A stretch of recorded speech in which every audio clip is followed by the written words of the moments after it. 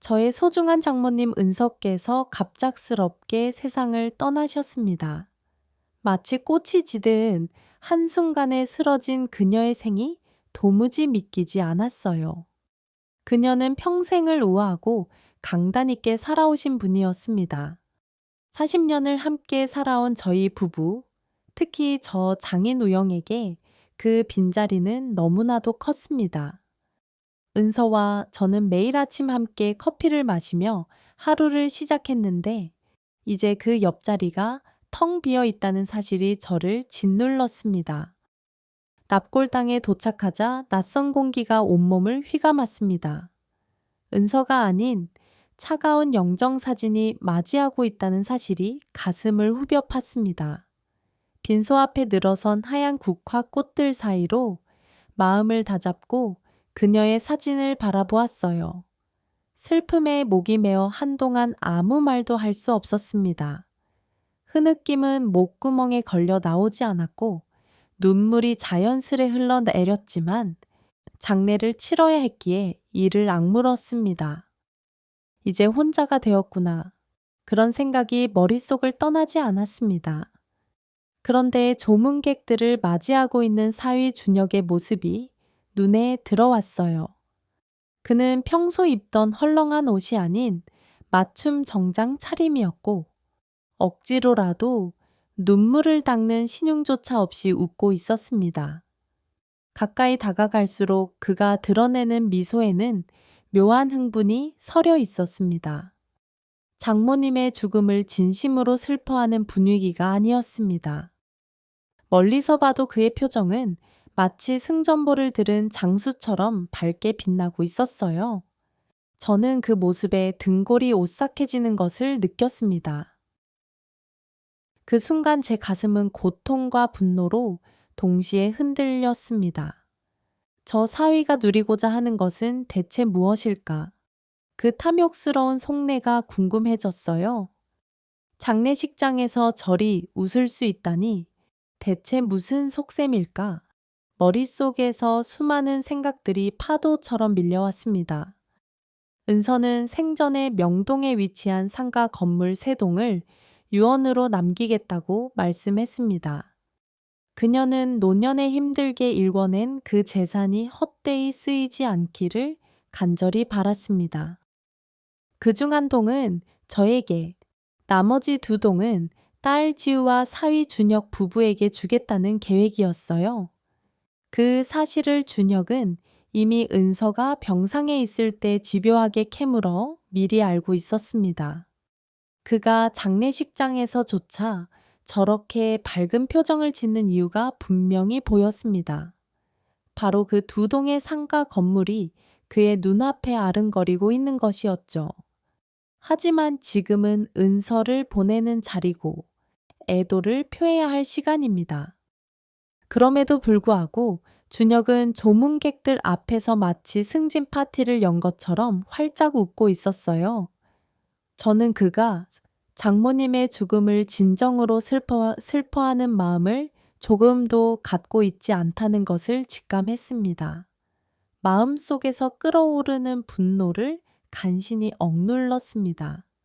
제가 만약 그 자리에서 소리를 질렀다면 장례식 전체가 엉망이 되었을 테니까요. 분노를 간신히 억눌렀습니다. 하나둘씩 저를 위로했습니다. 어떤 이는 제 손을 꼭 잡고 어떤 이는 은서와의 추억을 꺼내며 눈시울을 붉혔어요. 그들의 따뜻한 말들이 울리는 사이 준혁은 뒤쪽에서 이들을 향해 가볍게 미소 지었습니다.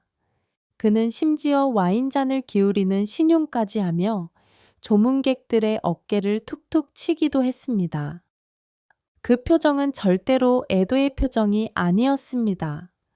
저는 은서의 가까운 친구분들 몇몇이 준혁의 태도를 보고 고개를 젓는 것을 보았습니다.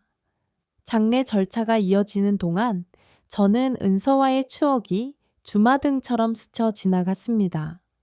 처음 만났을 때의 설렘, 결혼 후 맞닥뜨린 크고 작은 어려움, 사업 실패의 고비, 그 모든 고난을 함께 넘겼던 동지 같은 시간들, 그리고 이제는 생과 사를 가른 현실. 은서의 관이 조문객들의 눈물 속에서 서서히 빠져나갈 때 저는 마음이 무너져 내렸어요. 마치 제 심장의 일부가 함께 따라 나가는 듯 했습니다. 가슴 속으로 애써 조용히 기도했습니다. 편히 가시오, 내 사랑. 하지만 등 뒤에서 느껴지는 준혁의 경박한 웃음소리와 시선이 제 고통을 더 깊게 파고들었습니다.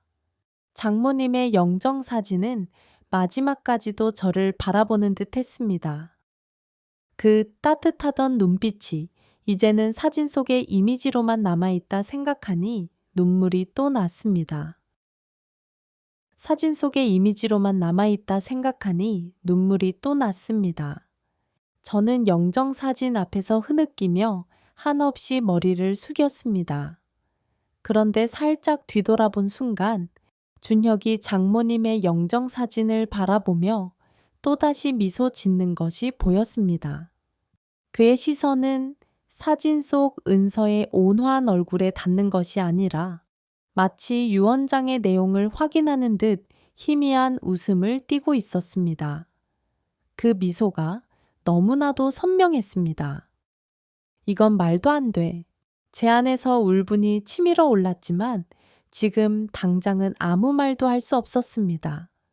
슬픔과 분노가 한꺼번에 몰려와 몸이 떨렸습니다.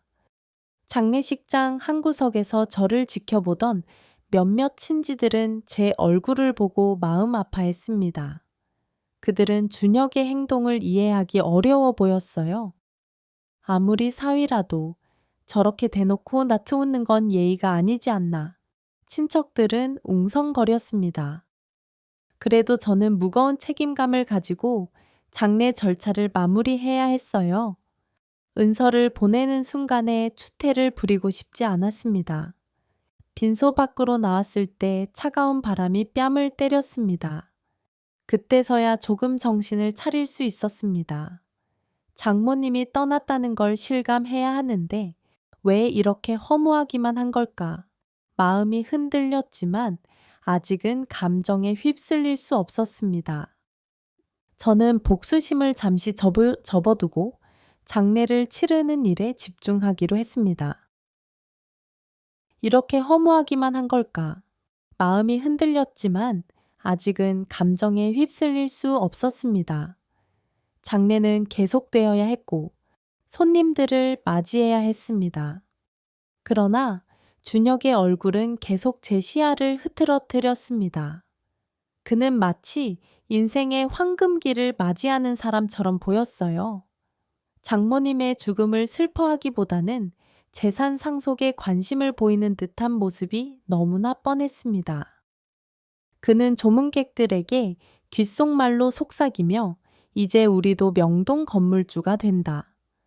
는 뉘앙스를 풍기는 듯 했습니다. 그래도 장인인 제가 그 자리에서 무얼 어떻게 할 수 있겠습니까? 저는 일단 이성을 잃지 않기로 했습니다. 장례식이 끝날 때까지 저는 침묵을 지켰습니다. 내내 울음과 인사를 반복하면서도 속으로는 준혁을 향한 복수의 불씨가 서서히 타올랐습니다. 제 안에 쌓이는 울분을 누르는 일은 생각보다 힘들었어요. 그러나 은서를 배신한 사람은 반드시 그 대가를 치를 거라는 다짐을 되뇌었습니다. 저 멀리 장모님의 영정사진이 마지막으로 슬픈 눈빛을 보내는 것 같았습니다. 그 눈빛이 제 복수를 정당화해 주는 듯 했습니다. 그날의 장례식장에서 저는 준혁에게 천벌을 내리겠노라 결심했어요. 그리고 그 천벌은 단지 돈을 잃는 것 이상의 고통을 안겨줄 것이라 다짐했습니다. 저는 준혁에게 천벌을 내리겠노라 결심했어요. 장례식이 끝나자 모든 슬픔이 일시에 제 어깨 위로 내려앉았습니다. 빈소를 정리하고 손님들을 배웅한 뒤 허탈감과 상실감에 잠시 멍하니 있었어요. 더는 은서가 저를 맞아줄 집이 아니라는 사실이 너무나도 참혹했습니다. 그런데 은서의 제사상을 제 손으로 차려야 할지도 모른다는 불길한 예감이 들었어요. 사위인 준혁은 제사를 향한 기본적인 예의조차 지키지 않을 것이 뻔했기 때문입니다. 장례 직후부터 준혁은 본래의 모습을 숨기지 않았습니다. 그는 곧장 상속 문제를 꺼내며 빨리 재산을 정리하자고 재촉했습니다. 심지어 장례식 다음 날 아침, 그는 밝은 얼굴로 저에게 상속 서류를 내밀기까지 했습니다. 저는 아직 장모님의 죽음을 완전히 받아들이기도 힘든 상황이었어요. 하지만 준혁은 말했습니다. 이제 장례도 다 끝났으니 정리할 건 빨리 처리해야 해요. 저희 미국 유학 일정이 빠듯해서요. 지우가 얼마나 기대하고 있는데요. 그 태도는 극도로 무뚝뚝했으며 오직 돈에만 매달리는 차가운 목소리였습니다. 그는 이미 미국행 비행기표를 알아보고 있었습니다. 인생에서 가장 슬픈 시간을 보내고 있는 저를 전혀 배려하지 않았습니다. 그의 눈빛은 텅 비어 있었고 오직 탐욕만이 가득했습니다. 인생에서 가장 슬픈 시간을 보내고 있는 저를 전혀 배려하지 않았습니다. 장모님이 생전에 보였던 준혁의 모습은 이렇게까지 심하지 않았어요. 적어도 은서가 살아있을 때는 어머님 하며 애교를 부리며 효도하는 척이라도 했습니다. 그때의 모습은 가식적이었지만 지금은 그 가식조차 벗어던진 짐승 같았습니다. 하지만 그가 진정으로 원하는 건 따뜻한 가정이 아니었습니다. 이제 보니 그의 눈에는 오직 돈과 재산만이 목적이었던 듯 했습니다. 며칠 후 장모님의 사망 신고와 함께 법적 절차가 하나씩 진행되었어요. 준혁은 그 모든 과정을 종용하며 하루하루를 독촉했습니다. 장인 어른, 법률 대리인 만나야 하는 건 아닌가요? 빨리 서류를 처리해달라고 재촉해야죠. 이런 식으로 무슨 회사 업무를 재촉하듯 매일같이 연락을 해왔어요. 저는 장모님이 떠난 지 얼마 되지 않았으니 조금만 기다려 달라고 말했어요. 하지만 준혁은 기다릴 수 없다고 했습니다. 우린 미국으로 가야 해요. 여기서 오래 지체할 시간이 없어요. 그는 이미 머릿속으로 명동 상가 2동을 팔아 미국 맨해튼에 집을 사는 꿈을 꾸고 있는 듯 했습니다. 그 말 속에는 딸 지우와 함께 저를 완전히 등지고 떠나겠다는 의도가 분명했어요. 딸에게도 이 모든 상황이 충격으로 다가오겠지만 준혁의 달콤한 속삭임에 넘어가 버린 듯 했습니다. 분명했어요. 더 큰 문제는 딸 지우가 제 편을 들지 않았다는 점이었어요. 준혁이 딸에게 달콤한 말들을 주입한 결과였습니다. 우리 엄마가 남긴 재산이니 당연히 우리가 받아야지. 아버님은 어차피 한 동으로도 충분하셔. 딸은 말했습니다. 아버지도 이제 홀로 사셔도 괜찮잖아요. 새 출발하실 때가 된 것 같아요. 딸의 말 한마디 한마디가 저를 절망으로 몰아넣었습니다. 은서는 딸에게 얼마나 많은 정성과 사랑을 쏟았는지 모릅니다. 그 딸이 이렇게 쉽게 사위 편을 들어버리다니 은서가 알면 얼마나 슬퍼할까 싶었습니다. 이제 제가 장모님의 위파의 앞에서 혼자 음식을 차리고 혼자 절을 올려야 할지도 모릅니다. 이것이 과연 가족의 모습인가? 은서의 희생이 결국 이런 배신으로 돌아왔는가? 그런 생각이 머릿속에서 떠나지 않았습니다. 그러나 저는 쉽게 무너지지 않기로 했어요. 평생을 살아오면서 나름대로 지혜를 쌓았고 대기업 임원으로 사회적 경험도 풍부했습니다. 게다가 은서는 누구보다 현명한 사람이었어요. 이 상황을 대비해 무언가 준비해 놓지 않았을까 하는 강한 생각이 들었습니다. 그래서 저는 준혁을 모르는 척하며 그가 시키는 대로 서류를 조금씩 정리하는 신용을 했습니다. 척하며 그가 시키는 대로 서류를 조금씩 정리하는 신용을 했습니다. 하지만 마음속으로는 다른 길을 찾고 있었어요. 반드시 이 일을 공정하게 정리해야 한다. 장모님의 뜻이 제대로 지켜질 수 있도록 해야 한다. 이 결심이 제 내면을 단단히 붙들었습니다. 준혁의 본색은 날이 갈수록 드러났어요. 제사 음식을 차리는 문제로도 매번 투덜댔습니다. 굳이 전통 방식대로 할 필요가 있나요? 너무 번거로워요. 그냥 마트에서 산 전이나 올리면 안 되나요? 그 목소리에는 깊은 귀찮음과 냉소가 가득했습니다. 장모님이 세상을 떠나기 전에는 결코 이런 태도를 보이지 않았습니다.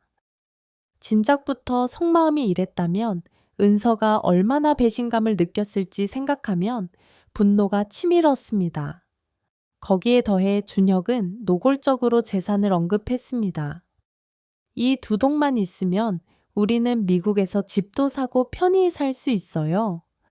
지우도 이제 전업주부 걱정 없이 편하게 살 수 있을 거예요. 딸과 함께 떠날 계획을 구체적으로 말하며 저를 철저히 배제해 버렸습니다.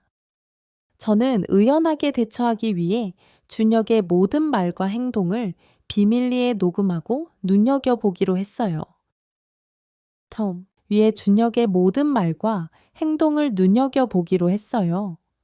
장례식장에서 그가 보인 미소부터 지금까지의 태도와 말투, 모든 걸 머릿속에 정리하며 은서의 흔적을 지켜볼 각오를 다졌습니다. 저는 확신했어요. 은서는 준혁의 탐욕과 불성실함을 모를 리 없었을 것입니다. 장모님은 사람을 꿰뚫어 보는 눈이 정확했으니까요. 그렇다면 저 역시 은서와 같은 방식으로 움직일 필요가 있었습니다. 겉으로는 모든 걸 포기한 듯 보이되 속으로는 하나씩 빌미를 잡아야 했어요. 얼마 지나지 않아 준혁은 더욱 대담해졌습니다. 장인 어른은 어차피 혼자 살 거고 관리하기도 힘드니 한 동으로도 충분하잖아요. 나머지 두 동은 저희가 책임지겠습니다. 공공연히 말했습니다. 제가 은서 사진 앞에서 저를 올릴 때도 옆에서 팔짱을 끼고 큰 소리로 하품을 했어요. 그 모습이 차마 눈 뜨고 볼 수 없어 속이 쓰렸고 그럴 때마다 저는 휴대폰의 녹음 버튼을 더 세게 눌렀습니다. 쓰였습니다. 그러나 아직 때가 아니었습니다. 저는 겨우 마음을 다잡고 차근차근 기회를 엿봤습니다. 은서가 생전에 진정한 효도는 눈에 보이는 것이 아니라 마음속에 있다고 했던 말들을 떠올리며 준혁이 제 앞에서 완전히 방심할 때까지 기다렸습니다. 분노를 삼키는 일은 쉽지 않았지만 은서와의 소중한 약속을 지키기 위해 참아야 했습니다. 하루하루 지날수록 준혁은 저를 무시하는 말을 거리낌 없이 내뱉었습니다. 장인 어른도 이제 연세가 있으시잖아요. 큰 집 혼자 관리하시기 힘드실 텐데 저희가 도와드릴 형편도 아니에요.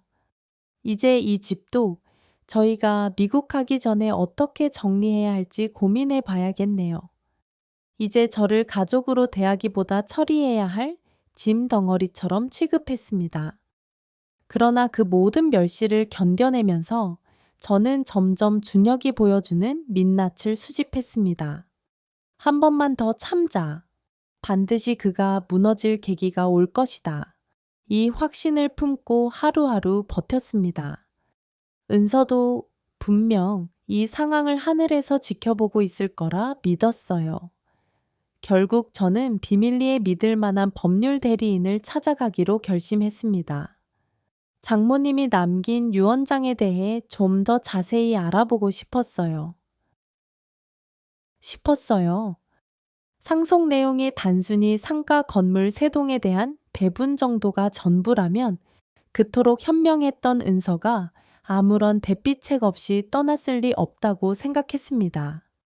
하지만 은서가 워낙 똑똑하고 예리한 사람이었기에 또 다른 문서를 남겼을 가능성이 높았어요. 법률 대리인 사무소 문을 열고 들어선 순간 왠지 모르게 가슴이 쿵쿵 뛰었습니다.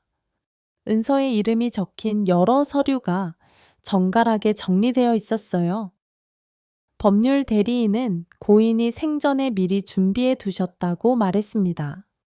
그 중에는 추가 유언장이 쓰인 봉투가 눈에 띄었습니다. 설마 이게 정말 존재하는 거였나?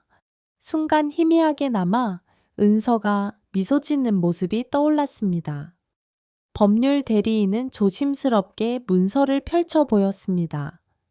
거기에는 상속권을 유지하기 위한 조건이 적혀 있었습니다. 고인을 기만하거나 불경한 행동을 한 경우 모든 재산은 다른 상속인에게 양도된다. 특히 장례 및 제사 기간 중 고인에 대한 존경심을 훼손하는 행위는 이 조항의 발효 조건이 된다. 공증인 앞에서 작성된 완벽한 법정 문서라고 법률 대리인이 설명했습니다. 가슴이 뜨거워졌습니다. 마치 은서가 저를 위해 준비해둔 비밀 카드처럼 느껴졌어요.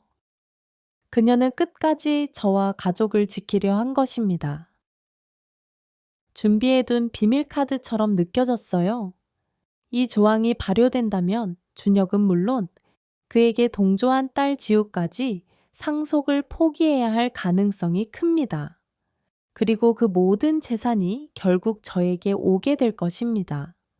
법률 대리인은 물론 모든 것을 곧바로 실행에 옮길 수는 없다고 했습니다. 충분한 증거가 필요했고 법적 절차를 거쳐야 했어요. 증거 수집을 서두르셔야 합니다. 특히 장례 기간 중에 불경한 행위가 중요합니다. 하지만 저는 이미 충분한 증거를 수집하고 있었습니다. 장례식장에서 준혁이 지었던 비웃음, 조문객들의 증언, 그리고 제사를 홀대하는 행적까지 장례식장 CCTV가 있다면 그의 행동을 그대로 담고 있을 겁니다. 다른 사람들의 진술과 제가 녹음해둔 준혁의 오만한 발언들이 맞물리면 확실한 증거가 되겠지요. 법률 대리인은 상황을 분석하며 구체적인 전략을 세워줬습니다. 준혁은 아직 이 사실을 전혀 모른 채 재산이 곧 자기 손에 들어올 것이라 믿고 있습니다. 그가 점점 심할수록 제게 유리한 증거가 쌓여갈 것이라고 법률 대리인은 말했습니다. 저는 깊이 고개를 끄덕였습니다. 은서의 지혜에 감탄하며 복수의 계획을 실행에 옮기기로 다짐했습니다. 끄덕였습니다. 은서가 이토록 완벽한 함정을 만들어 놓았다니 정말 대단한 사람이었구나. 마음 한편으로 은서의 빈자리가 더욱 크게 느껴졌습니다. 그녀의 지혜와 사랑이 없었다면 저는 이 상황에서 어떻게 해야 할지 몰랐을 겁니다. 저는 은서의 마지막 편지를 읽는 듯한 기분이 들었습니다. 법률 대리인을 만난 뒤 저는 일상으로 돌아오는 길에 은서와의 지난 날을 되짚어 보았어요. 은서는 항상 가족의 화합을 중시하면서도 겉과 속이 다른 사람을 가장 경계했습니다. 사람은 언젠가 본색을 드러내기 마련이니 늘 한 발짝 뒤에서 지켜봐야 해. 이런 말을 자주 했던 기억이 났습니다. 그녀의 말대로 준혁은 결국 본색을 드러냈고 은서가 남긴 유언장이 그 발목을 잡을 것입니다. 이 사실을 깨닫는 순간 저의 슬픔은 잠시나마 멈추었고 은서를 향한 감사함과 경외감으로 가슴이 벅찼습니다. 집으로 돌아오자 준혁은 재촉하듯 달려와 상속 절차의 진행 상황을 물어봤습니다. 처리는 잘 정리되고 있나요? 하루빨리 끝냈으면 좋겠어요. 지우도 요즘 미국 유학 준비 때문에 신경이 곤두서 있어요. 처리는 잘 정리되고 있나요? 하루빨리 끝냈으면 좋겠어요. 지우도 요즘 미국 유학 준비 때문에 신경이 곤두서 있어요. 그의 목소리에서 조급함과 은근한 적대감이 동시에 느껴졌습니다. 그는 마치 저를 느림보 취급하는 듯 했습니다. 저는 아무 일 없는 듯 차분히 답했습니다. 아직 절차가 좀 남아 있으니 조금 기다려라. 법률 대리인과 상담이 필요한 부분들이 있어서 시간이 좀 걸릴 것 같다. 특히 건물명의 이전은 세금 문제도 복잡하단다. 그러자 준혁은 제 얼굴을 바라보며 희미하게 비웃는 듯한 표정을 지었습니다. 그렇게 오래 걸릴 일인가요? 어차피 건물 명의만 옮기면 되는 건 아닌가요? 장인 어른은 너무 복잡하게 생각하시는 것 같아요. 준혁은 법적인 절차의 복잡함을 전혀 고려하지 않았어요. 애초에 그가 바라는 건 오직 돈이니 다른 과정은 모두 시간 낭비라고 생각하는 듯 했습니다. 저는 마음속으로 또 한 번 분노를 느꼈습니다. 내 탐욕이 널 망칠 것이다. 하지만 그 감정을 겉으로 드러내지 않았어요. 오히려 준혁이 마음껏 무례를 부리도록 내버려 두는 편이 더 유리했습니다. 그래야 증거가 더욱 확실해질 테니까요. 준혁은 점점 더 노골적으로 행동했습니다. 딸과 함께 미국으로 떠나겠다는 말을 술술 늘어놓았습니다. 그 두 동을 팔거나 임대 수익만 잘 확보해도 우리 거기서 잘 살 수 있어요. 장인 어른께도 매달 생활비는 충분히 보내드릴게요. 이 말은 저를 부양의 대상으로 격하시키는 행위였습니다. 이 말은 저를 부양의 대상으로 격하시키는 행위였습니다. 모든 것이 순조롭진 않을 거다. 속으로 이런 말을 되뇌며 준혁이 자신이 쌓은 함정에 빠질 날이 가까워지고 있었습니다. 장모님의 유언장이 완벽하게 작성된 만큼 준혁이 빠져나갈 구멍은 없을 것입니다. 저는 법률 대리인의 조언대로 준혁의 불경스러운 행동들을 하나하나 기록하고 주변인들의 증언도 차근차근 모았습니다. 특히 장례식장 CCTV는 결정적 증거가 될 것입니다. 그 영상 속에서 준혁이 밝게 웃고 조문객들에게 태연히 농담을 던지는 모습이 선명하게 남아있다고 들었습니다. 이제 반전이 시작될 날이 머지않았어요. 저는 매일 은서의 위파의 앞에 앉아 조용히 말했습니다. 당신의 준비가 이렇게나 빛을 발하고 있어. 조금만 더 기다려줘. 이런 말을 할 때면 은서가 남긴 유언장이 마치 살아 숨쉬는 듯한 위로를 건네는 기분이 들었습니다. 저는 그녀의 지혜를 존경하며 복수의 칼날을 더욱 예리하게 다듬었습니다. 그렇게 하루하루 복수의 씨앗은 무럭무럭 자라나고 있었습니다. 분노로 시작된 마음이 이제는 차분한 확신과 각오로 바뀌어갔어요. 결국 진실은 숨길 수 없고 악행은 벌을 받게 되어 있다. 은서의 곁으로 간절히 달려가고 싶은 그리움을 겨우 누르며 저는 조용히 칼을 갈았습니다. 그 사이에도 준혁은 다시 장례식 때처럼 소리 없는 미소를 지었습니다. 그는 제가 자신에게 완전히 넘어갔다고 착각하는 듯 했습니다. 그 미소가 이번에는 더욱 섬뜩하게 느껴졌습니다. 그러나 저 또한 그 웃음 뒤에 서린 탐욕을 활용해 줄 생각이었습니다. 이제 곧 장모님이 설계한 완벽한 반전이 찾아올 테니까요. 장례식이 끝난 뒤 저는 준혁과 딸의 모습을 지켜보며 여러 생각을 정리했어요. 은서가 남긴 두 번째 유언장의 존재를 알고 난 이후 제 마음은 더욱 단단해졌습니다. 법률 대리인과 협의하여 치밀한 계획을 세우기로 했습니다. 특히 증거 수집의 완벽성에 초점을 맞췄어요. 하지만 겉으로는 아무런 불만도 어떠한 의혹도 갖고 있지 않은 척 해야만 했어요. 사위 준혁은 제게 상속 절차를 서두르라고 끊임없이 압박했습니다. 그는 미국행 비행기표를 결제할 날짜까지 저에게 통보했습니다. 압박했습니다. 장인 어른, 더 지체하면 저희 일정이 늦어질 텐데요. 이 서류들을 빨리 정리해 주셔야 저희도 비행기표를 예매할 수 있어요. 이미 집까지 계약금을 걸어 놨습니다. 그는 앞에서도 숨김없이 이주 계획을 드러냈습니다. 저는 준혁이 원하는 대로 일단 서류 작업을 진행하는 척했고, 사무소에 다녀온 것도 두 번째 유언장에 대한 이야기도 완벽하게 숨겼습니다. 심지어 저는 별다른 감정이 없는 사람처럼 보이려고 노력했습니다. 항상 차분한 목소리로, 때로는 궁금해하는 척하며 준혁에게 묻기도 했어요. 명동 상가 2동을 팔면 미국에서 얼마나 편하게 살 수 있니? 그는 시간이 지날수록 더욱 심했습니다. 돈이 손에 들어온다는 확신이 커지자 주변 사람들 앞에서도 거침없이 본색을 드러냈습니다. 이웃들은 가끔 저를 찾아와 걱정 섞인 눈빛으로 말했어요. 사위가 너무 대놓고 행동하시는 것 같아요. 혹시 뭔가 불편하신 거 없으세요? 재산 때문에 그러시는 건 아닌지.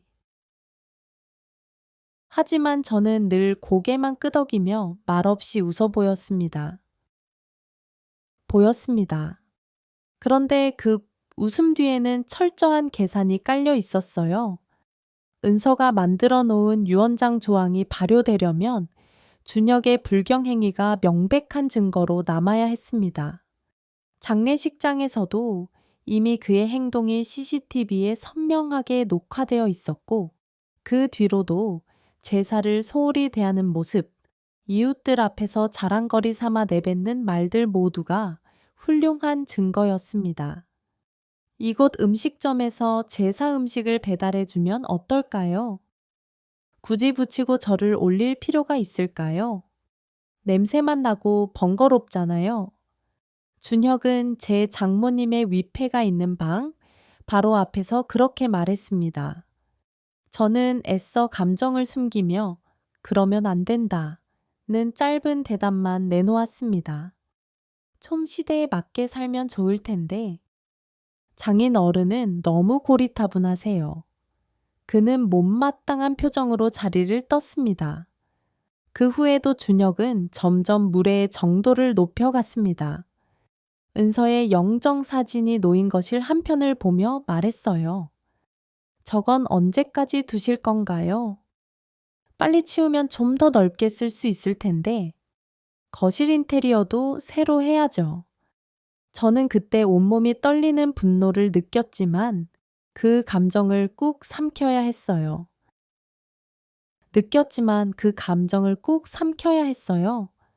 하루는 법률 대리인과 만난 뒤 집에 돌아왔을 때 준혁이 이웃들을 불러 잔치를 여는 듯 소란을 피우고 있었습니다.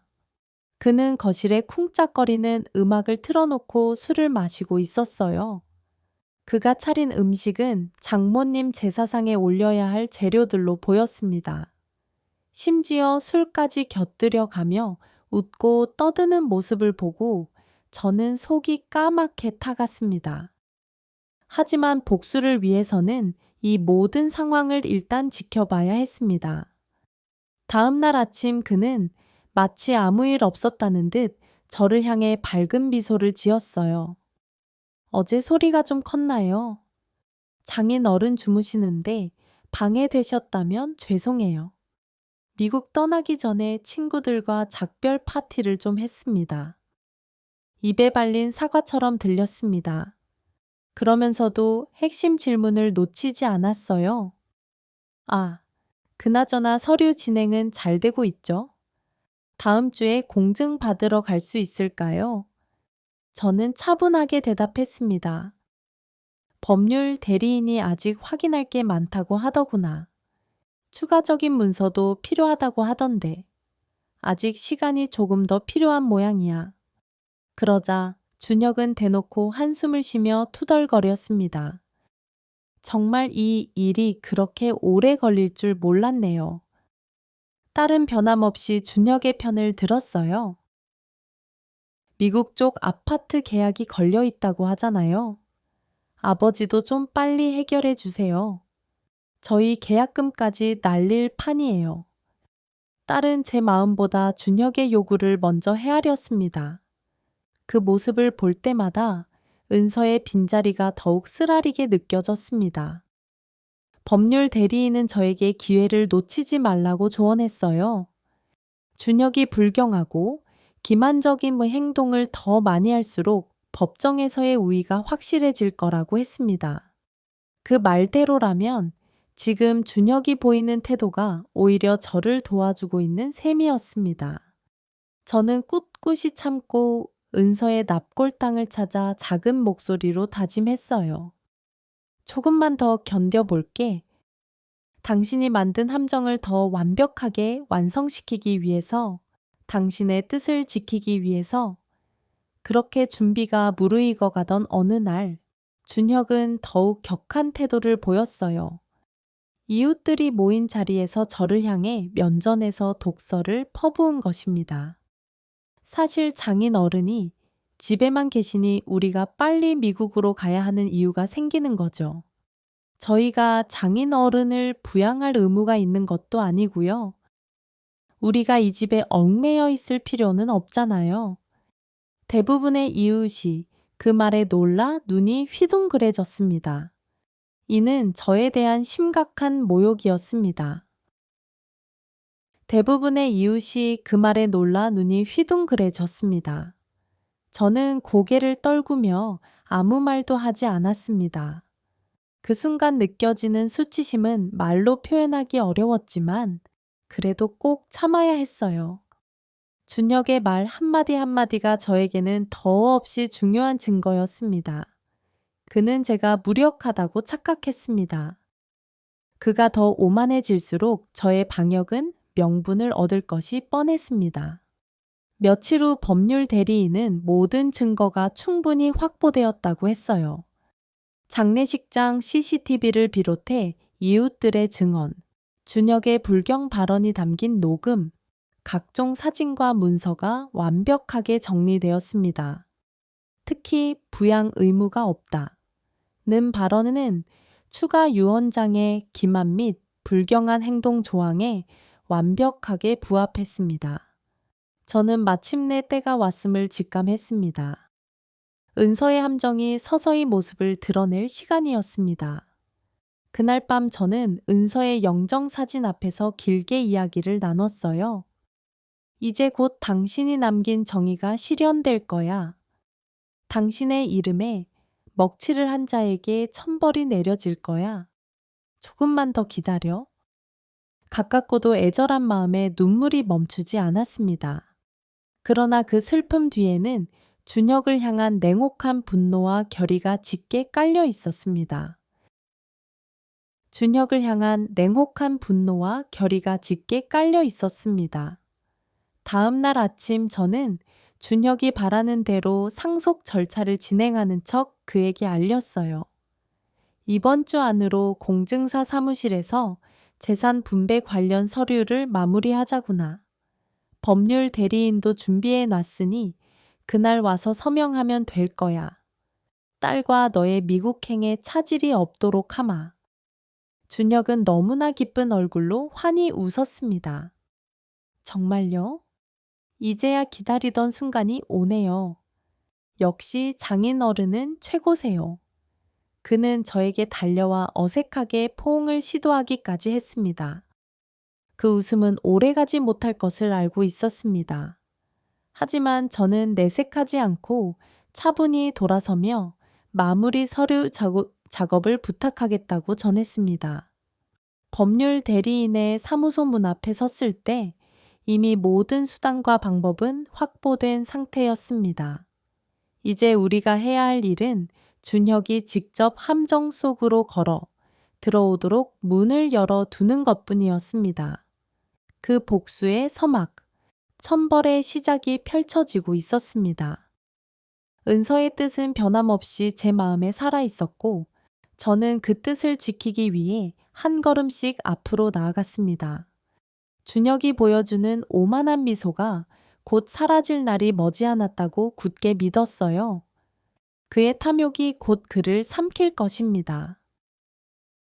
미소가 곧 사라질 날이 머지않았다고 굳게 믿었어요. 제3분배 당일, 준혁은 아침부터 가장 화려한 옷을 차려 입었습니다. 그는 명품 시계와 잘 다듬은 머리로 평소보다 몇 배는 더 정성 들인 외모 치장을 했고, 그의 얼굴에는 기대감이 가득했어요. 오늘 정말 중요한 날이잖아요. 장인 어른도 늦지 않게 오셔야 해요. 지우가 얼마나 들떠 있는지 모르실 거예요. 그 말투에는 무언가를 성취한 사람의 오만한 자신감이 넘쳤습니다. 저는 준혁이 보지 않는 곳에서 조용히 미소를 지었어요. 오늘은 은서가 설계해둔 두 번째 유언장이 실체를 드러내는 날이었습니다. 동시에 준혁이 자신의 오만함이 불러온 참혹한 결과를 마주하게 되는 날이기도 했습니다. 공증사 사무실로 가는 길, 딸 지우는 내심 들뜬 목소리로 준혁에게 여행 이야기를 늘어놓았습니다. 여보, 미국 가서 우리만의 멋진 집을 꾸미자. 엄마가 남겨준 돈으로 정말 행복하게 살자. 저는 운전석에 앉아 그 대화를 들으며 딸의 선택이 참으로 어리석다고 느꼈습니다. 하지만 딸도 오늘의 진실을 알고 나면 큰 충격을 받을 것이 분명했어요. 사무실에 도착하니 법률 대리인과 공증인이 이미 기다리고 있었습니다. 사무실 한쪽 벽에는 깔끔하게 정돈된 서류들이 준비되어 있었습니다. 그 중에는 물론 은서가 남긴 두 번째 유언장도 포함되어 있었지만 준혁은 전혀 눈치채지 못했습니다. 그는 마치 오늘 모든 것을 손에 넣을 사람처럼 의기양양한 태도를 감추지 않았습니다. 분배 절차는 먼저 일반 유언장에 대한 낭독부터 시작되었어요. 고인이 남긴 명동 소재 상가 건물 3동. 그중 한 동은 남편 우영에게, 나머지 2동은 딸 지우와 사위 준혁 부부에게 상속할 것을 명시함. 공증인이 이러한 내용을 발표하자 준혁은 입꼬리를 올리며 만족스러운 미소를 지었습니다. 딸 지우도 옆에서 작은 환호성을 질렀어요. 그때 법률 대리인이 엄숙한 목소리로 이어 말했어요. 하지만 여기에는 조건부 조항이 명시되어 있습니다. 그리고 추가로 고인이 남긴 다른 문서가 존재합니다. 이 문서는 고인의 유언을 온전히 지키기 위한 보충 유언장입니다. 준혁은 당황한 눈빛을 보냈지만 곧 아무 일 아니라는 듯 시치미를 떼었습니다. 그는 속으로 겨우 몇백만 원짜리 추가 조항일 뿐이라고 생각했을 것입니다. 눈빛을 보냈지만 곧 아무 일 아니라는 듯 시치미를 떼었습니다. 그는 혹시 모를 불이익이 생길까봐 나지막이 물었어요. 어떤 문서인가요? 사소한 추가 서류 정도 아닌가요? 법률 대리인은 조금 떨어진 탁자에서 또 다른 서류를 가져왔습니다. 그 서류의 첫 페이지에 상속인 결격 사유 및 조건부 유언장이라는 제목이 선명하게 쓰여 있었어요. 준혁의 얼굴빛이 서서히 굳어지는 것이 보였습니다. 딸 지우도 준혁에게 눈길을 주며 저게 뭐냐는 불안한 표정을 지었어요. 공증인은 차분한 목소리로 유언장 내용을 낭독했습니다. 고인을 기만하거나 불경한 행동을 한 경우, 특히 장례 및 제사 기간 중 고인에 대한 존경심을 훼손하는 행위가 명백한 증거로 확인될 경우 해당 상속인의 상속권은 무효화된다. 그리고 모든 재산은 나머지 상속인에게 양도된다. 그 말이 끝나자마자 사무실 안에는 정적이 흘렀어요. 준혁은 한순간 말을 잃더니 곧 억지 웃음을 지으며 말했습니다. 이건 무슨 소리인가요? 저희가 무슨 불경한 행동을 했다는 거죠? 장모님을 극진히 모셨는데 그의 목소리는 떨리고 있었습니다.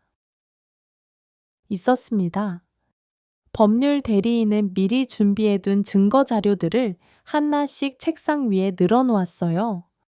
장례식장 CCTV 캡처 화면, 준혁이 은서의 영정사진 앞에서 미소 짓는 장면이 선명히 찍혀 있었습니다. 그 옆에는 장례식장 관계자의 증언서가 놓여 있었습니다. 조문객들의 증언서, 그리고 각종 녹취 파일이 담긴 USB가 목록으로 정리되어 있었습니다. 거기에는 준혁이 제사를 소홀히 하겠다는 발언, 아내에게 부양 의무는 없다고 말하는 목소리, 아내의 죽음을 대수롭지 않게 여기는 듯한 말들까지 전부 포함되어 있었습니다. 본 문서는 공증인의 입회에 작성된 것으로 법적 효력이 매우 강합니다. 여기 첨부된 증거 자료를 토대로 고인은 상속권 박탈, 요건을 확실히 지정해 두었습니다. 특히 장례식장에서의 불경한 태도는 명백합니다. 법률 대리인의 말이 채 끝나기도 전에 준혁은 가쁜 호흡으로 항의했습니다. 이건 말도 안 돼요. 저건 그냥 우연히 찍힌 장면이고 제사 음식 배달하자 얘기는 제 편의를 위한 거였을 뿐이라고요. 저 영상은 악의적인 편집입니다. 그러나 법률 대리인은 이미 충분한 증언과 자료를 확보한 상태였어요. 이웃들이 서명한 진술서에는 준혁이 저를 무시하는 말과 행동을 반복적으로 했다는 구체적인 내용이 담겨 있었습니다. 반복적으로 했다는 구체적인 내용이 담겨 있었습니다. 게다가 법정에서 준혁이 어떻게 반박하든 장례식장 CCTV는 그날의 모든 정황을 그대로 보여주고 있었습니다. 그가 영정사진 앞에서 지어 보인 미소는 확실하게 불경으로 간주될 수 있는 증거였습니다. 딸 지우는 이미 상황을 파악하고 눈물을 글썽이고 있었어요. 그제야 준혁은 얼굴이 새하얗게 질려서 의자에 그대로 주저앉았습니다. 그럴 리가 없어요. 정말 이게 전부 제게 불리하게 작용될 수 있는 건가요? 지우야, 이게 무슨 일이야? 아들도 당황스러운 눈빛으로 준혁을 바라보다가 법률 대리인 쪽으로 시선을 돌렸어요. 제가 그 순간 자리에서 일어섰어요. 그리고 담담하고도 단호한 목소리로 말했습니다. 이제 더 이상 네가 숨길 수 있는 진실은 없어 보이는구나. 고인의 뜻에 따라 너는 한 푼도 받을 수 없다. 네 탐욕이 내 발목을 잡은 것이다. 준혁은 그대로 얼어붙은 차에 고개만 떨구었습니다. 그가 그렇게 바라 맞이 않던 재산은 전부 무효가 되어 결국 제 손으로 돌아오게 될 운명이었습니다. 얼마 전까지만 해도 자신의 것이나 다름없다고 확신했던 두 동의 상가 건물을 단칼에 잃게 된 것입니다. 두 동의 상가 건물을 단칼에 잃게 된 것입니다. 공증인은 서류 정리에 들어가며 공식적으로 선언했습니다. 추가 유언장에 따른 상속 박탈 조항이 적용됩니다. 따라서 사위 준혁 씨는 해당 건물에 대한 어떠한 권리도 행사할 수 없으며 그의 배우자 딸 지우 역시 준혁 씨에게 동조한 정황이 인정되므로 상속 지분을 상실합니다. 모든 재산은 고인의 남편 우영 씨에게 양도됩니다. 그 차가운 선언이 끝나자 사무실 안은 더 기이은 침묵에 잠겼어요. 준혁은 입술을 부들부들 떨며 울먹였습니다. 아니, 이건 사기예요. 장모님이, 아니, 은서가 이런 치사한 함정을 만들어 놨을 리가 없잖아요. 그러나 아무도 그의 편을 들어주지 않았습니다. 딸마저도 자신이 속았다는 사실에 충격을 받고 고개를 떨군 채 아무 말도 하지 않았어요. 공증사 사무실 직원들이 사무적인 표정으로 서류를 마무리 지었습니다. 그제야 준혁은 의자를 밀치고 일어서더니 실신할 듯 몸을 가누지 못했습니다. 어떻게? 이럴 수가? 내 미국 계획이, 내 돈이. 눈에는 눈물이 맺혀였지만 그 속엔 절망과 분노가 뒤섞여 있었습니다. 그러나 저 역시 마음이 결코 편하지는 않았어요. 우리 가정이 더 따뜻하고 화목했다면 은서가 이런 문서를 준비할 일도 없었을 것입니다.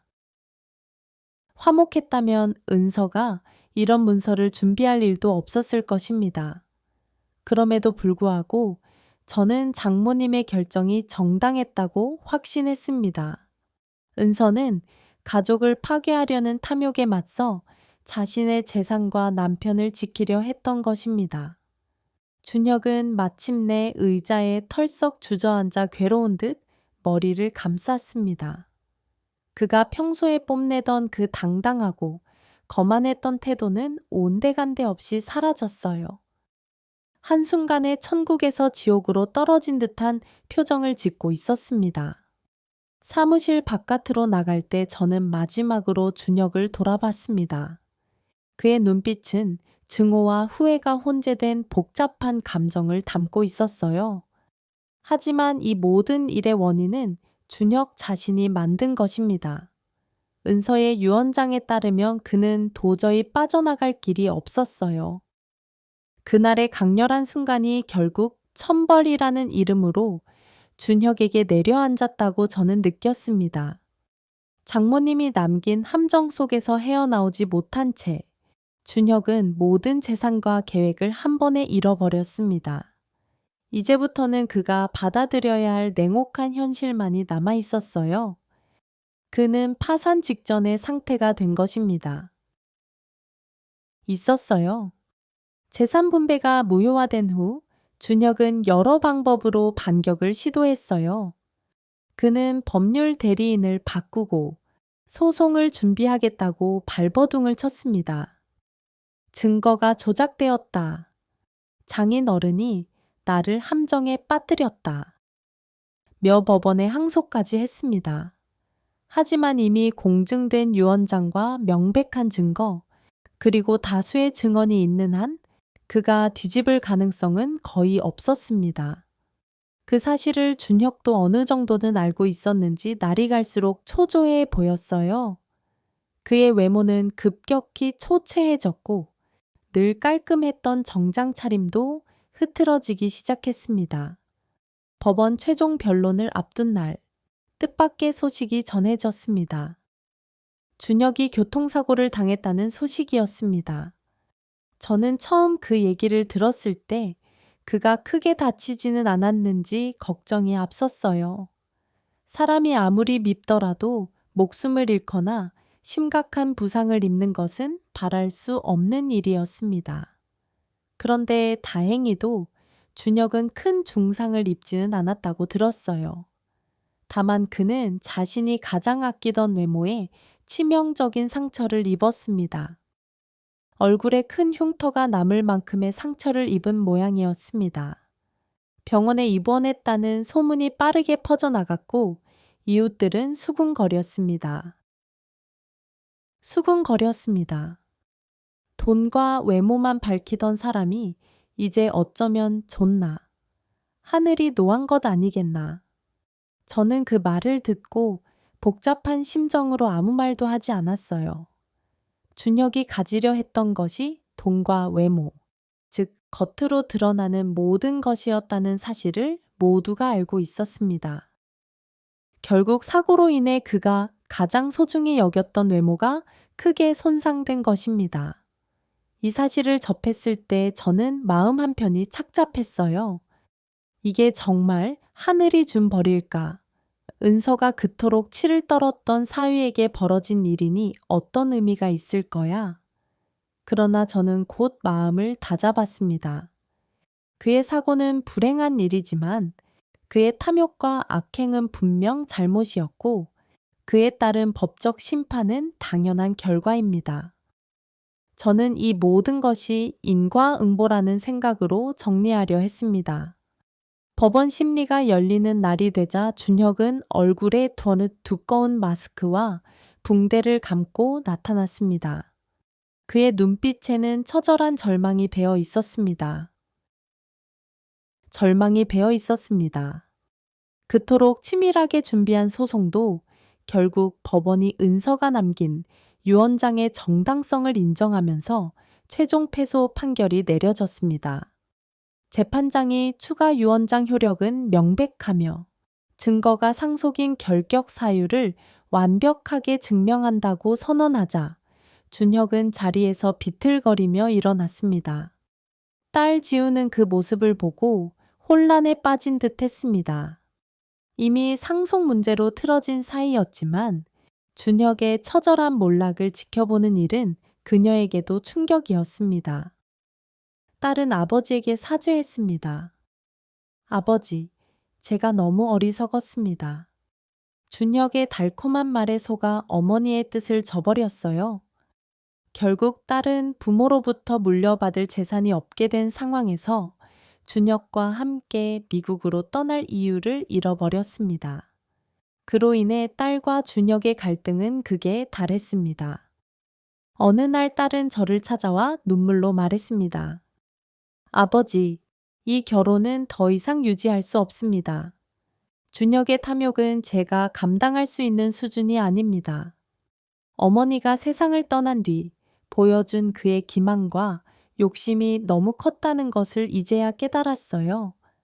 저도 처음에는 준혁 말만 믿고 아버지를 외면했어요. 어머니가 그렇게 세상을 떠나셨는데 제가 얼마나 어리석었는지 깨달았어요. 딸은 울먹이며 자책했습니다. 오랫동안 쌓였던 오해와 거리감이 조금씩 해소되는 순간이었습니다. 저는 딸을 품에 안고 늦지 않았다고 위로했습니다. 딸은 곧 이혼 조정에 돌입했고 준혁은 상속 재산도 심지어 결혼 생활 동안 축적된 자산도 거의 없었기에 위자료조차 제대로 받지 못한 채 쫓겨날 형편이 되었습니다. 그가 저지른 행동들은 도저히 용서받기 어려웠죠. 얼마 후 준혁은 한꺼번에 모든 것을 잃은 상태로 집을 나갔다는 소식을 듣게 되었습니다. 그는 얼굴에 남은 흉터를 숨기기 위해 사람들을 피하며 폐인처럼 지낸다고 했어요. 주변인들은 말했어요.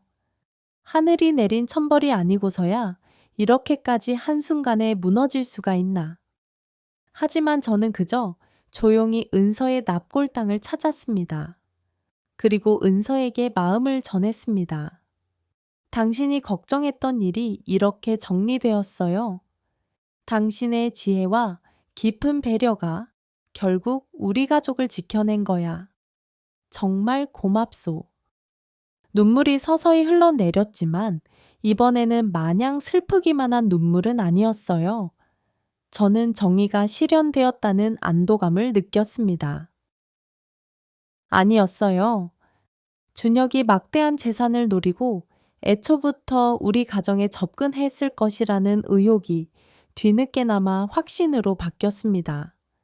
그는 딸 지우를 사랑한 것이 아니라 은서의 재산을 보고 접근했던 것입니다. 그 진실을 알게 된 딸은 매일같이 장모님의 납골당을 찾아 용서해 달라고 눈물로 반성했습니다. 그 모습을 볼 때마다 저는 은서가 얼마나 큰 가르침을 우리에게 남겼는지 깨달았습니다. 은서가 마지막까지 준비해둔 두 번째 유언장은 단지 재산을 둘러싼 문서가 아니었어요. 가족의 의미, 인간의 본성에 대한 묵직한 깨달음을 주는 도구였고 탐욕에 대한 경고였습니다. 돈과 탐욕에 물든 이에게는 반드시 대가가 따른다는 것. 그것이 장모님의 삶이 우리에게 남긴 마지막 메시지처럼 다가왔어요. 준혁이 남긴 상처는 딸에게도 저에게도 완전히 아물 수 없겠지만 우리는 더 단단해진 마음으로 앞으로 나아갈 결심을 했습니다. 딸은 이제 더 이상 준혁의 그림자에 흔들리지 않을 것이며 저 또한 장모님의 사랑과 지혜를 가슴에 새기고 살 것입니다. 그 길이 비록 쉽지는 않겠지만 적어도 은서가 마련해준 정의로운 결말이 우리를 지켜주리라 믿었습니다. 쉽지는 않겠지만 적어도 은서가 마련해준 정의로운 결말이 우리를 지켜주리라 믿었습니다. 그로부터 얼마 지나지 않아 딸은 정식으로 이혼 서류를 법원에 접수했어요. 준혁은 별다른 반발도 하지 못했으며 어쩔 수 없이 모든 과오를 인정해야 했습니다. 그는 재산을 잃고 명예와 외모까지 잃었기에 더 이상 싸울 힘이 없었습니다. 저렇게 몰락하는 것도 한순간이네. 사람이 너무 돈만 밝히면 안 되는 건데, 사람들은 혀를 찾지만 제게는 그저 마음 한편이 씁쓸할 뿐이었습니다. 한편 저는 오랜만에 은서가 떠난 뒤 을씨년스럽던 집안을 돌아보았어요. 여전히 은서의 흔적이 곳곳에 남아 있었습니다. 부엌 싱크대 한편에 은서가 자주 쓰던 조리도구, 옷장 구석에 걸려있는 그녀의 가디건, 책상 위에 놓인 읽다 만 책, 이 모든 것이 저를 울컥하게 만들었지만 더 이상은 슬픔에만 잠겨 있지 않으려 했습니다. 당신이 없는 집이 이렇게 쓸쓸하지만 그래도 내가 이곳을 잘 지켜갈게. 그리고 우리 딸도 이제 정신 차렸어. 제 마음의 혼잣말이 허공으로 퍼지듯 사라졌습니다. 하지만 그 목소리는 은서의 영정사진 속으로 전해졌으리라 믿었어요. 믿었어요. 며칠 뒤 은서의 제사를 맞았어요. 저는 딸과 함께 정성껏 음식을 준비했습니다. 딸 지우는 어머니가 생전에 좋아하던 반찬들로 상을 가득 채우려 애썼습니다. 장모님이 살아있을 때 좋아하던 반찬들로 차려놓으니 그 향기가 집안을 가득 채웠어요. 사진 속 은서가 마치 미소 짓는 듯 보였습니다. 그 자리에 준혁은 더 이상 없었어요. 한때 장례식장에서 환하게 웃으며 서 있던 그의 모습은 완전히 잊힌 존재가 되었어요. 오히려 저와 딸은 앞으로 더 서로를 의지하며 살아가겠다는 다짐을 나누게 되었습니다. 딸의 눈동자는 반성과 후회가 가득했지만 이제는 늦지 않았다고 생각했어요. 다음번에는 아버지께 진심으로 잘하겠습니다. 그리고 제가 더 자주 찾아올게요. 이제 저에게 가장 중요한 것은 아버지와 어머니의 뜻을 잇는 것입니다. 그 말이 무척이나 고맙게 들렸습니다. 하늘이 내린 천벌이라 불릴 만큼 혹독한 결말을 맞은 준혁. 그의 붕대 감은 얼굴을 본 사람들은 누구나 입을 다물지 못했다고 합니다. 그러나 가장 큰 상처는 어쩌면 그의 마음속에 남았을 것입니다. 과욕이 부른 참담한 결과는 잊혀지지 않는 영원한 상처로 각인되었을 테니까요. 참담한 결과는 잊혀지지 않는 영원한 상처로 각인되었을 테니까요. 그 모든 일이 정리된 뒤 저는 다시 한번 은서의 납골당을 찾았어요. 고요한 납골당에 서서 제 나름의 마음을 전했습니다. 당신이 바랐던 정의가 실현되었고 이제 우리 가족은 다시 일어설 수 있을 것 같아. 당신이 지켜준 재산으로 우리 딸이 새 출발을 할 수 있게 되었소. 슬픔과 그리움, 그리고 작별의 마음이 한데 섞여 눈물로 흘러내렸습니다. 이제는 은서가 남긴 유언장에 얽매이지 않아도 됩니다. 그 문서는 할 일을 다했고 준혁의 악행은 완전히 무너졌어요. 남은 것은 은서가 떠난 자리에서 어떻게 살아갈지에 대한 저의 과제입니다. 그러나 적어도 저는 혼자가 아닙니다. 장모님의 지혜예가 늘 곁에 있을 것이고 딸도 조금씩 성장해 나갈 것입니다. 비록 40년을 함께한 은서 없이 보내는 날들이 힘들겠지만 그녀가 남긴 사랑과 가르침을 되새기며 살아가겠습니다.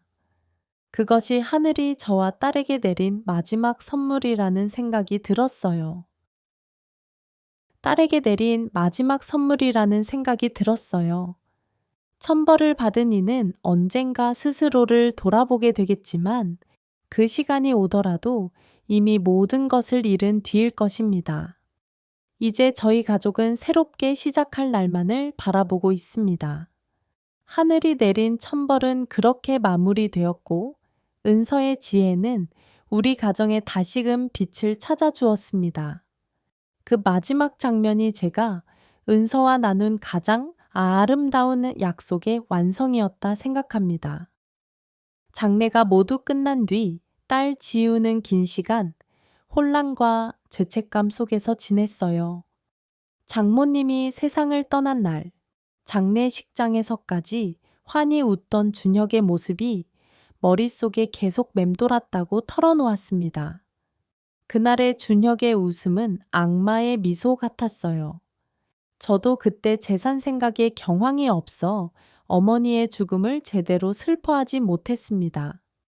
딸은 제대로 된 애도조차 하지 못한 채 준혁이 부추기는 대로 상속 문제를 먼저 의식했다는 사실을 후회하고 있었습니다.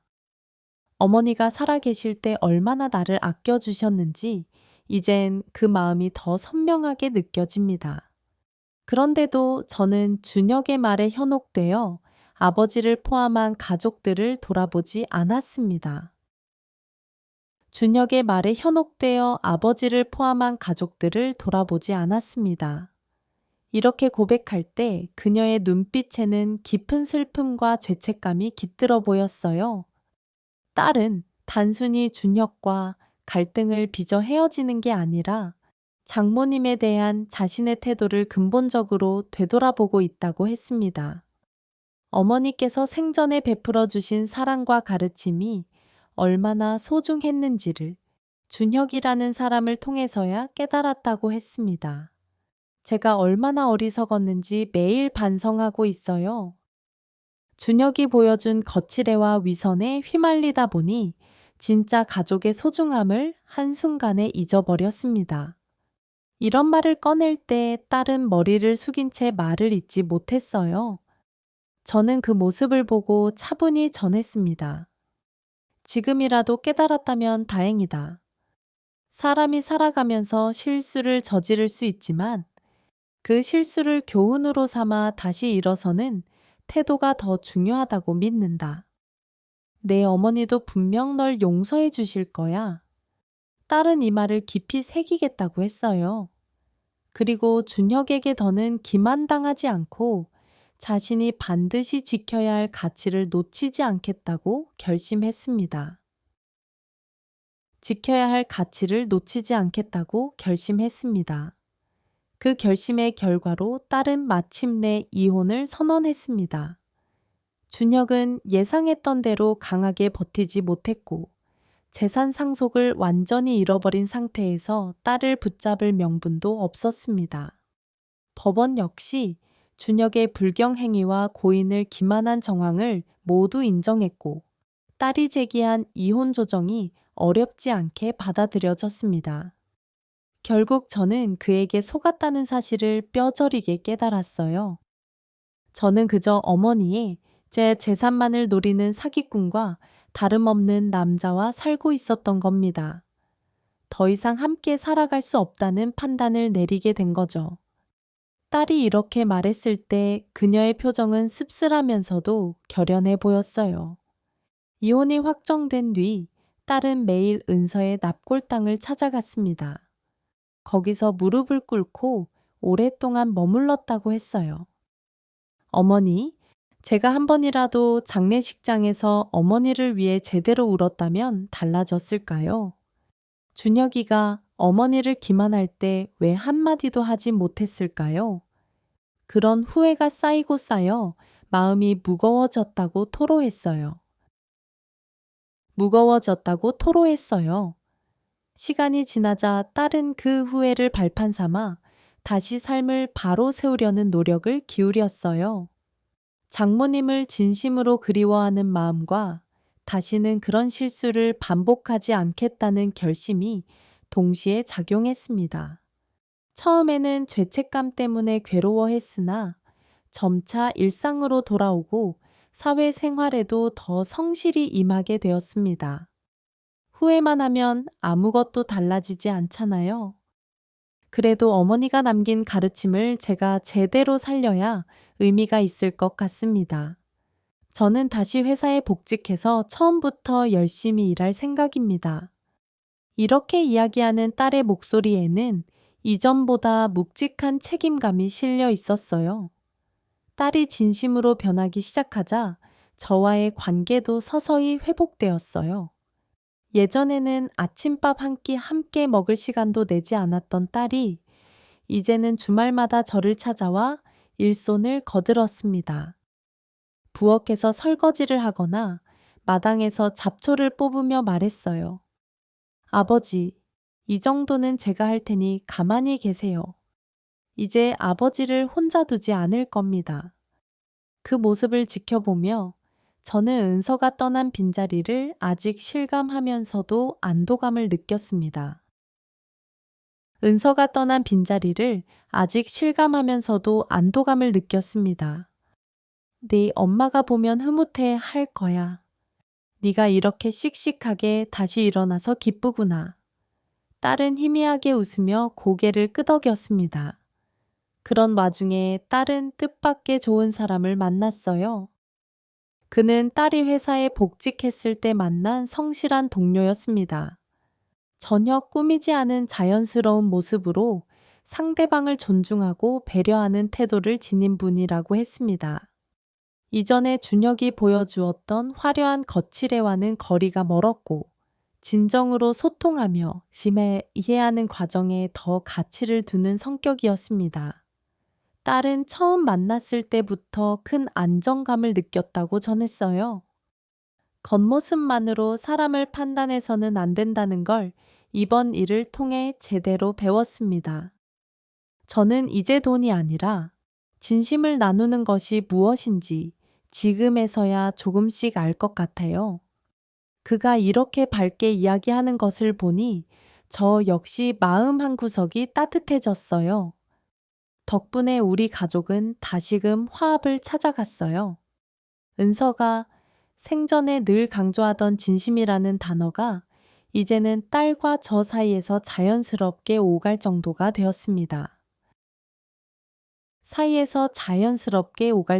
되었습니다. 아버지, 오늘은 어머니가 좋아하시던 반찬을 같이 만들어 볼까요? 예전에 요리법을 메모해 뒀다고 말씀하신 적이 있잖아요. 딸은 가끔 이렇게 먼저 제안했는데 그럴 때마다 저도 활기차게 호응했습니다. 그래, 해보자. 내 어머니가 얼마나 기뻐하실까. 이 모든 일이 잔잔하게 이어지다 보니 어느새 3년이라는 세월이 흐른 뒤 딸은 새로운 인연과 결혼을 준비하는 단계에 도달했습니다. 지금 곁에 있는 예비 사위는 은서가 생전에 그토록 원하던 따뜻한 사람의 전형이었고 겉모습이나 재산보다는 서로의 내면과 성장에 더 관심을 갖는 사람이라 딸은 마음 놓고 미래를 계획한다고 했습니다. 이제서야 아버지처럼 묵직하고 지혜로운 삶의 자세를 조금이나마 이해하게 된 것 같습니다. 어머니의 마지막 가르침 덕분입니다. 딸이 종종 이런 말을 전할 때마다 저는 은서가 남긴 흔적이 우리에게 깊은 뿌리가 되었음을 실감했습니다. 긴 세월이 흘러가며 우리 가족에게 찾아온 변화는 결코 가볍지 않았어요. 준혁이 남긴 상처와 분노는 처음엔 크고도 깊었지만 시간이 흐르는 동안 그 자리에 커다란 깨달음이 쌓였다고 생각합니다. 처음엔 크고도 깊었지만 시간이 흐르는 동안 그 자리에 커다란 깨달음이 쌓였다고 생각합니다. 장례식장에서 활짝 웃던 준혁은 더 이상 우리 기억 속에서 강렬하게 자리 잡고 있지 않습니다. 오히려 지금은 은서가 남긴 유언장, 그리고 그로 인해 되찾은 가족의 소중함이 더 선명하게 느껴집니다. 3년이 지난 어느 날 은서의 기일이 다가왔어요. 딸과 예비 사위는 한껏 정성을 다해 음식을 준비했고 집안은 오랜만에 사람 사는 활기로 가득 찼습니다. 예전에는 제가 홀로 준비하던 제사였습니다. 이제는 셋이서 함께 분주히 움직였습니다. 채소를 손질하는 소리, 전을 부치는 냄새, 그리고 간간이 오가는 웃음소리가 어우러져 묘한 포근함을 자아냈습니다. 상위에 올라간 음식들을 바라보면서 저는 은서의 얼굴을 떠올렸어요. 당신이 좋아하던 메뉴를 이렇게나 정성껏 드렸구나. 이제 우리 딸이 제대로 된 짝을 만났어. 당신이 있었다면 더없이 좋아했을 텐데. 혼잣말을 하는 제 목소리를 들은 딸은 조용히 대답했어요. 어머니께서 틀림없이 흐뭇해 하실 겁니다. 아버지, 어머니는 지금도 우리 곁에 계시다고 믿습니다. 이제 저희가 아버지를 지켜드릴게요. 잠시 뒤 우리는 은서의 납골당을 찾았어요. 바람이 부드럽게 불어왔고 푸른 하늘의 구름이 천천히 흘러가는 모습이 평화로워 보였습니다. 예비 사위는 꽃다발과 준비해온 과일 몇 가지를 살짝 놓고는 납골당 앞에서 단정히 인사를 올렸습니다. 처음 인사드립니다. 이제부터 장모님 딸인 지우 씨를 진심으로 사랑하고 장인 어른을 부모님처럼 모시겠습니다. 언제나 존경하는 마음으로 살아가겠습니다. 그의 차분한 목소리를 듣는 순간 장례식장에서 느꼈던 부정적인 기운이 완전히 가셔지는 듯 했습니다. 집으로 돌아오는 길에 한 이웃이 저를 불러 세웠어요. 얼마 전에 준혁을 우연히 봤는데 마스크와 모자를 깊이 눌렀어서 얼굴을 거의 가리고 다녔다고 했습니다. 눈가에 흉터가 남았다는 소문은 이미 동네 사람들 사이에 퍼진 상태였어요. 한때 그렇게 외모를 뽐내던 사람이 이젠 누구도 못 알아보게 숨어 다니더군요. 참 인생이란 게 알 수 없는 거지요. 벌을 받은 것입니다. 이웃은 탄식 섞인 목소리로 말을 맺었습니다. 참 인생이란 게 알 수 없는 거지요. 벌을 받은 것입니다. 이웃은 탄식 섞인 목소리로 말을 맺었습니다. 저는 그 얘기를 듣고도 큰 동요가 없었습니다. 그가 어떻게 지내든 이제 저희 가족과는 무관하다고 생각했어요. 하늘이 내린 심판이란 결국 자신이 만든 업보를 스스로 짊어지는 과정이기도 합니다. 준혁이 저지른 불경과 탐욕은 은서의 유언장을 통해 똑똑히 밝혀졌고 법의 심판과 함께 사람들의 냉랭한 시선도 받았습니다. 딸은 준혁 소식을 전해 듣고 말했어요. 이젠 모든 게 끝났으니 다시는 기억하고 싶지 않네. 그래도 제가 저지른 실수는 잊지 않고 반성하겠습니다. 그녀의 목소리에는 담담함과 회한이 동시에 느껴졌습니다. 예전 같았으면 격분하고 자책으로 괴로워했을 텐데 이제는 스스로 감정을 다스릴 줄 알게 된 모습이었습니다. 그 후로도 우리 가족은 평온한 일상을 이어갔어요. 딸은 회사에서 승진 기회가 생겼고 예비 사위는 오랜 꿈이었던 작은 가게 창업을 준비하는 중이라고 했습니다. 그들은 명동 상가 건물 한 동을 보증금으로 사용해 건전하게 가게를 열기로 했습니다. 예비 사위는 오랜 꿈이었던 작은 가게 창업을 준비하는 중이라고 했습니다. 둘이 함께 인생을 설계하며 은서가 늘 소중히 여겼던 정직함과 성실함이라는 가치를 지켜나가고 싶다고 다짐했습니다. 조용한 밤이 되면 때때로 은서의 영정사진을 바라보며 옛 추억에 잠기곤 합니다.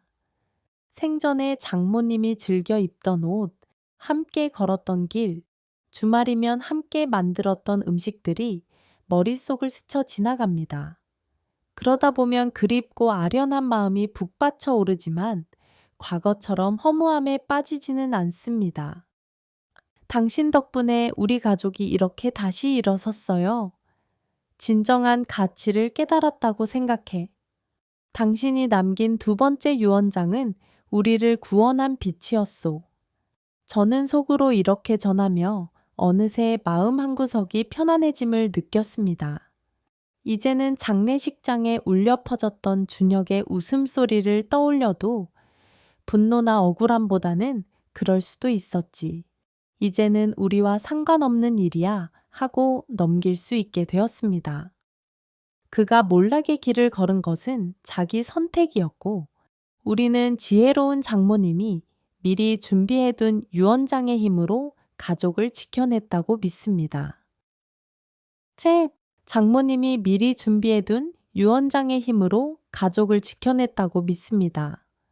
하늘의 심판이 정말 존재한다면 그것은 단지 사람을 벌하는 일이 아니라 진실한 사람들에게 다시금 기회를 주는 방식으로 드러나는지 모르겠어요. 곧 딸의 결혼식이 다가올 텐데 그날 어쩌면 은서의 빈자리가 크게 느껴져 눈시울이 붉어질 것 같다는 예감이 듭니다. 하지만 이제는 슬퍼도 혼자가 아닙니다. 예비 사위가 저를 챙겨주고 딸이 곁을 지켜줄 것입니다. 이제는 은서가 곁에 없다는 이유로 불행하다고 여기지는 않습니다.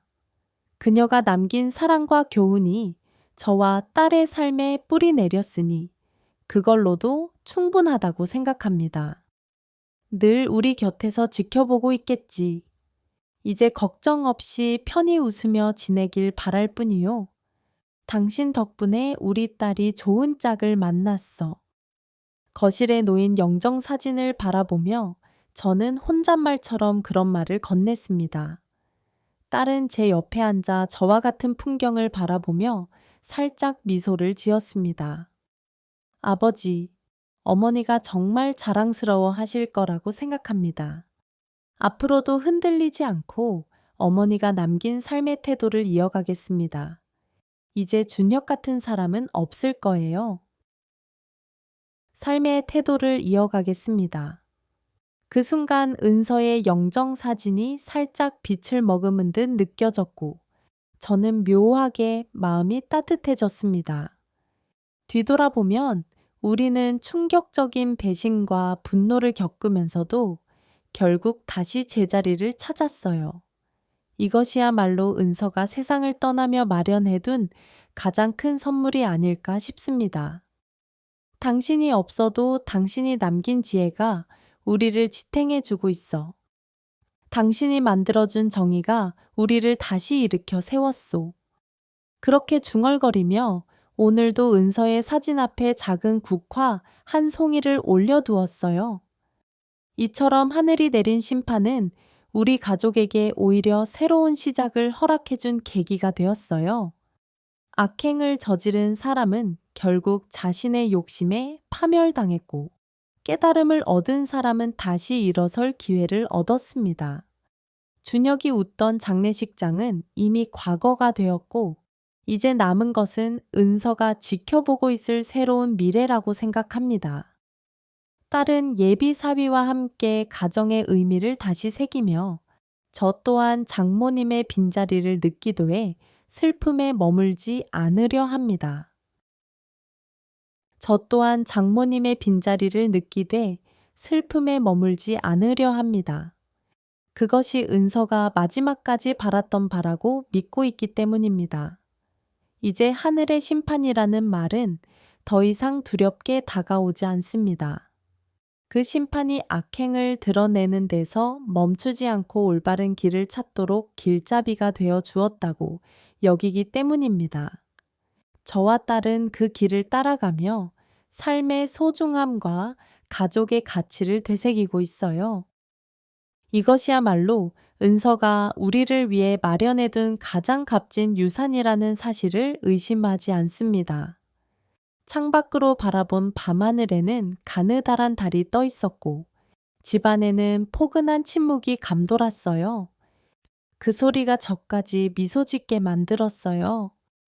당신이 떠나서 허전했지만 이젠 이렇게 새로운 가족이 생기고 있으니 너무 걱정하지 마.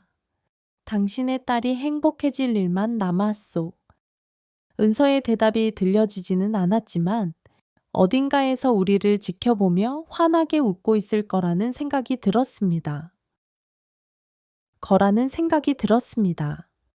그렇게 모든 것이 제자리를 찾아가는 걸 보니 언젠가 은서를 만나게 되는 날에는 지금 이 상황을 웃으며 이야기해 줄 수 있을 듯합니다. 그땐 정말 큰일 나는 줄 알았는데 결국 당신이 만들어둔 대피책 덕에 다 잘 해결했어. 그리고 우리 가족은 더 단단해지고 우리 딸은 좋은 사람을 만났소. 이 말이 은서에게 전해진다면 그녀는 분명 이렇게 되묻했을 것 같습니다. 이게 바로 하늘이 내린 정의이자 섭리 아니겠어요? 당신이 잘 견뎌준 덕분입니다. 아침 해가 떠오르면 또 다른 하루가 시작됩니다. 그 하루는 준혁의 문제로 뒤엉키지 않고 오롯이 우리 가족의 새로운 역사를 이어가는 시간이 될 것입니다. 하늘이 내린 심판을 지나온 뒤에야 비로소 깨끗한 빛이 비추는 날들이 펼쳐진다고 믿고 있어요. 은서가 평생 지키려 했던 사랑과 정의가 지금도 우리 곁에서 변함없이 숨쉬고 있다고 확신합니다.